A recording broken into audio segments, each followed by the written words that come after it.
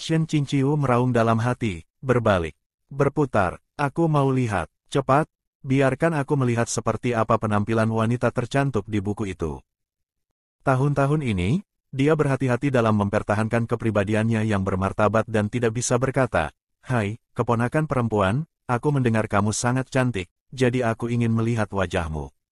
Bisakah aku?" Ini terdengar seperti pelecehan seksual dari seorang pria vulgar. Tidak bisa melihat wajah Liu Mingyan selama ini, dia hampir mati lemas. Namun, sebelum Liu Mingyan berbalik dan sebelum dia bisa merasakan kegembiraan melihat wajahnya untuk pertama kalinya, kilatan yang tidak menyenangkan melintas di mata Sahualing.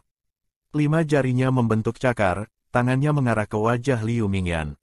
Akibatnya, Sahualing kaget saat mendapati dirinya terbang untuk kedua kalinya malam ini. Dia akhirnya tidak tahan, menyemburkan seteguk darah dengan muram. Sebuah pikiran yang meyakinkan tiba-tiba melintas di benaknya, setidaknya kali ini pakaianku tidak rusak. Aku tidak perlu berubah lagi, kan? Meskipun Shen Qingqiu telah membuatnya terbang, dia masih meninggalkan bekas 5 luka cakar di lengan bajunya. Karena ketakutan, dia berkata dalam hati, bukankah aku memotong kuku ini 1 jam yang lalu? Mungkinkah bahkan kukunya memiliki generasi tak terbatas?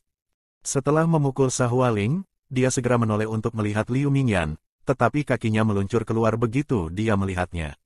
Dalam waktu singkat ini, dia secara tak terduga langsung memasang kembali cadarnya, bagaimana kalau aku mengintipnya?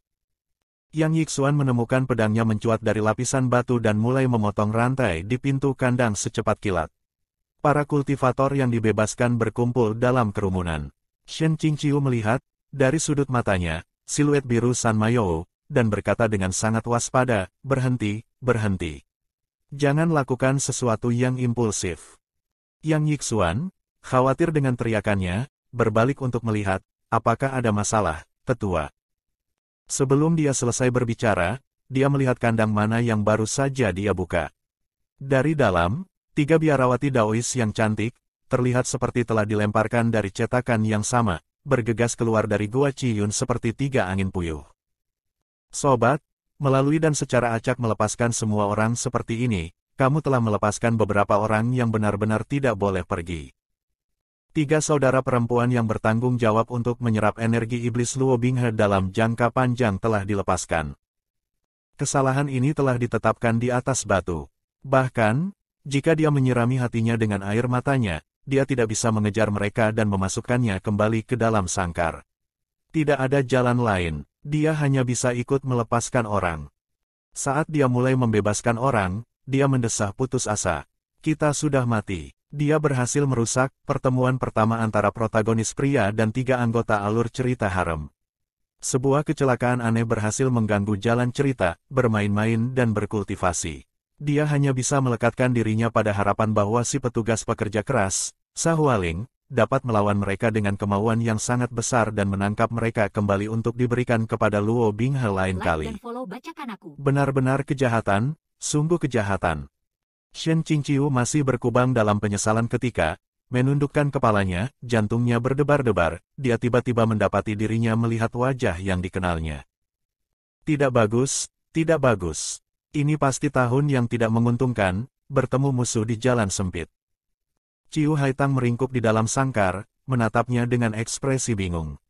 Shen Qingqiu membeku selama beberapa detik dan memutuskan untuk berpura-pura tidak tahu, memberi isyarat padanya untuk keluar, lalu berbalik dengan santai. Dalam tubuhnya yang sekarang, tidak ada yang seharusnya mengenalinya.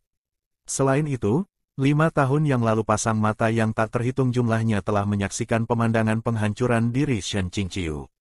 Tidak ada alasan yang baik untuk memiliki hati nurani yang bersalah. Setelah memuntahkan darahnya, Sahualing dengan pusing berbaring di lantai beberapa saat sebelum akhirnya berjuang untuk di posisi duduk dengan susah payah. Menatap Shen Qingqiu, dia berkata dengan suara tegas, "Itu kau. Siapa kau? Kau bahkan berani mengejarku ke sini, kau benar-benar punya nyali." Yang Yixuan tampak seperti tiba-tiba memikirkan pertanyaan ini juga, mengeluarkan kalimat sambil membebaskan orang-orang. "Oh, benar, tetua, siapa kamu?" "Oh, benar, kau bercanda. Anak muda, waktu reaksi ini terlalu lama. Juga, ada apa denganmu, sembarangan menanyakan ini secara sepintas." Shen Qingqiu sedang mempertimbangkan apakah akan mengumumkan dirinya dengan gelar Peerless Cucumber lagi, ketika Sahualing menghela nafas. Masa bodoh, jika kamu datang, jangan berpikir kamu akan bisa pergi. Dia bertepuk tangan, lonceng bergemerincing di sekitar pergelangan tangannya. Setelah beberapa saat, resimen penjaga Gua Qiyun akhirnya membanjiri aula. Gua Qiyun adalah kediaman pribadi resmi Sahualing. Jadi, bawahan standarnya tidak ada di sini. Prajurit udang dan jenderal kepiting tidak ada yang perlu ditakuti. Setan-setan kecil itu mengelilingi mereka saat mereka mengangkat dan menurunkan lengan mereka, tampak persis seperti sedang melakukan tarian penyihir. Shen Qingqiu tercengang dengan pemandangan ini. Dalam keadaan pikiran yang gugup, dia bersiap untuk mengirim mereka terbang dengan kipasnya ketika tiba-tiba dia merasa tubuhnya terikat dengan helai rambut yang tak terhitung jumlahnya.